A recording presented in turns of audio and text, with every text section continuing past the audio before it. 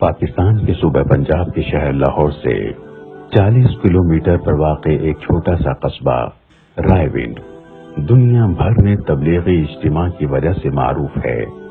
رائے ونڈ میں اس وقت اسلام کی محنت کرنے کے لیے ایک بڑا مرکز قائم ہے جو رائے ونڈ تبلیغی مرکز کے نام سے مشہور ہے۔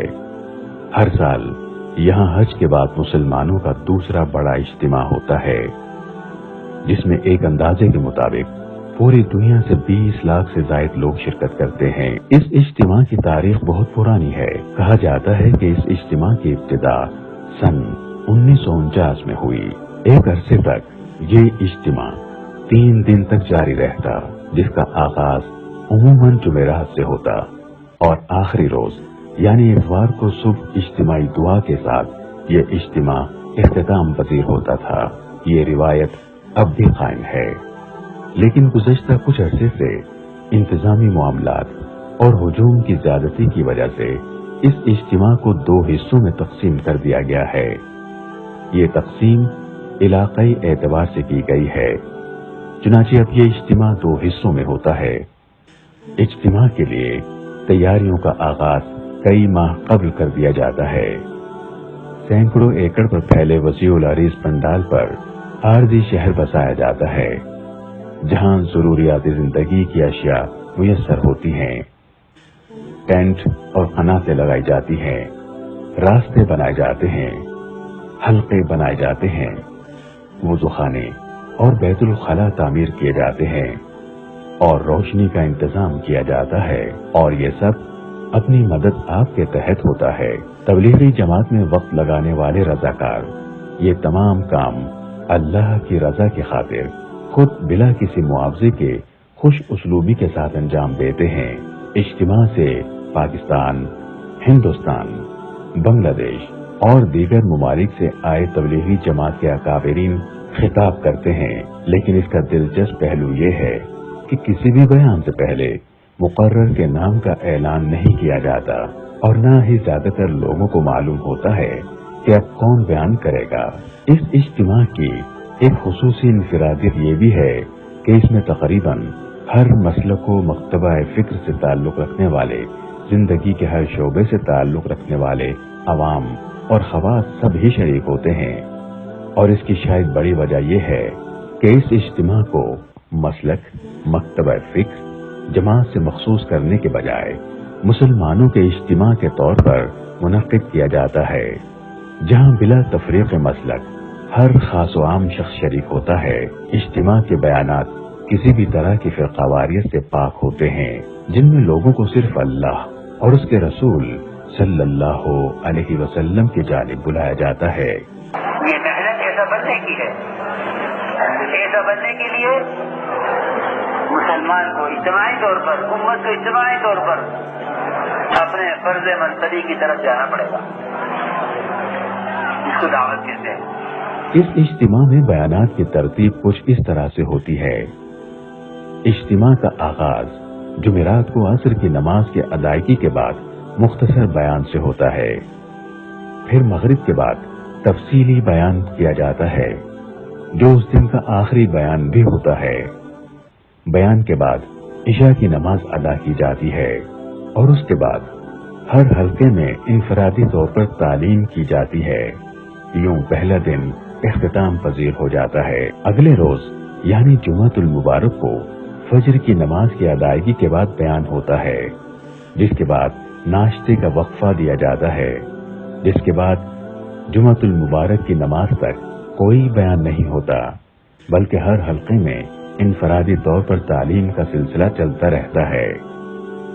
جمعے کی نماز کے بعد بیان کا سلسلہ شروع ہوتا ہے، جو عصر اور مغرب کے بیان پر اختتام پذیر ہوتا ہے، اور اسی طرح اگلے روز یعنی ہفتے کے دن بھی یہی ترتیب رہتی ہے، اور اجتماع کے آخری دن یعنی اتوار کو فجر کی نماز کے بعد ہدایات دی جاتی ہیں۔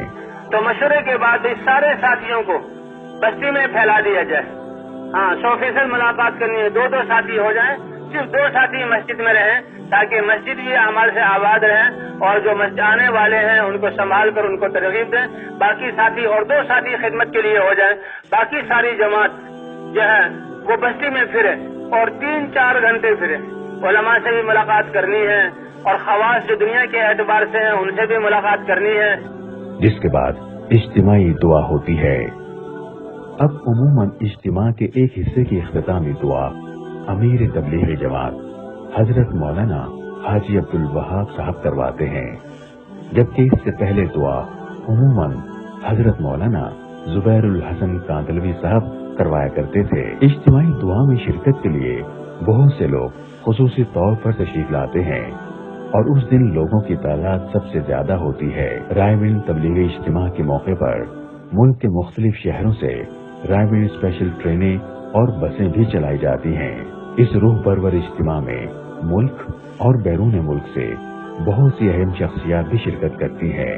ماضی میں اس اجتماع میں سابق وزیر اعظم پاکستان میاں محمد نواز شریف، سابق وزیر اعظم شوکت عزیز، میاں شہباز شریف، چودھری پرویز الہی، شیخ رشید احمد، جنرل حمید گل، نواب زادہ نصر اللہ خان سمیت کاروباری، سیاسی، مذہبی اور شوبز اور کھیلوں سے تعلق رکھنے والی شخصیات شرکت کرتی رہی ہیں.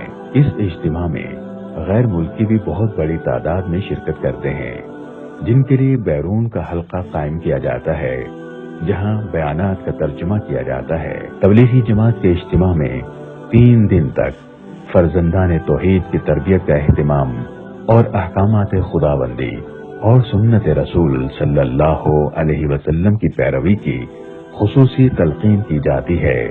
اجتماع میں اتحاد امت اور ملک کی سلامتی کے لیے خصوصی دعائیں کی جاتی ہیں. شرکاء اپنی زندگیاں دین کے لیے وقف کرنے کے عزم کا اظہار کرتے ہیں، جبکہ پورے سال کے لیے تبلیغی جماعتیں تشکیل دی جاتی ہیں. اس موقع پر رفقت انگیز مناظر بھی دیکھنے میں نظر آتے ہیں. شرکاء رب ذوالجلال سے اپنے گناہوں کی معافی طلب کرتے ہیں. یا اللہ ہمارے گناہوں کو معاف فرما، ہمیں جو کام عطا فرمایا، جس کام کو ہماری زندگی کے مقصد بنایا، اس زندگی کے مقصد بنانے میں، اس زندگی کو اپنی زندگی کا کام بنانے میں، اس زندگی کی اپنے جان اور مال کو کھپانے میں بالخصوص ہم سے جو کوتاہی ہوئی، اپنے کرم ہماری کوتاہیوں کو معاف فرما. دعا کے بعد ہزاروں تشکیل شدہ جماعتیں دین اسلام کی تبلیغ کے لیے اندرون اور بیرون ملک روانہ ہو جاتی ہیں، جبکہ لاتعداد لوگ دین اسلام کی روشنی پھیلانے کے لیے اپنی زندگیاں وقف کرتے، جبکہ سینکڑوں لوگ تبلیغی جماعت کے ساتھ سہ روزہ اور چلہ لگانے کے لیے اپنا نام درج کرواتے ہیں. اب ہمت کر کے اپنے اپنے ارادوں کو ظاہر کریں کہ اس کے لیے کون کون تیار ہے. اپنی صلاحیتوں کو دین پر لگانا اور اللہ سے انعام اور اکرام لینا، دنیا کی برکتیں آخرت کے بدلے. ایک سال بیرون کی جماعت. اس اجتماع نے مسلمانان عالم کو دین اسلام کی طرف مائل کرنے کا ایک اہم فریضہ سر انجام دیا ہے اور آئندہ بھی اس ذمہ داری کو بخوبی ادا کرتا رہے گا. اس سالانہ اجتماع میں ایسی تبلیغی جماعتیں اور وفود بھی مرتب کیے جاتے ہیں جو پاکستان کے اندر بھی اور پاکستان کے باہر بھی ہر ملک میں دین اسلام کی تبلیغ کرنے، لادینی قوتوں کو اسلام قبول کر لینے کی دعوت دینے اور مسلمانان عالم کو ظلمت غفلت سے نکال کر اللہ تبارک و تعالی اور نبی آخر الزمان حضرت محمد مصطفیٰ صلی اللہ علیہ وسلم کی اطاعت کا عہد تازہ کرنے کا درس دینے کے لیے پھیل جاتے ہیں. اللہ تعالیٰ ان داعیان اسلام کی کاوش کو اپنی بارگاہ میں شرف قبولیت عطا فرمائے.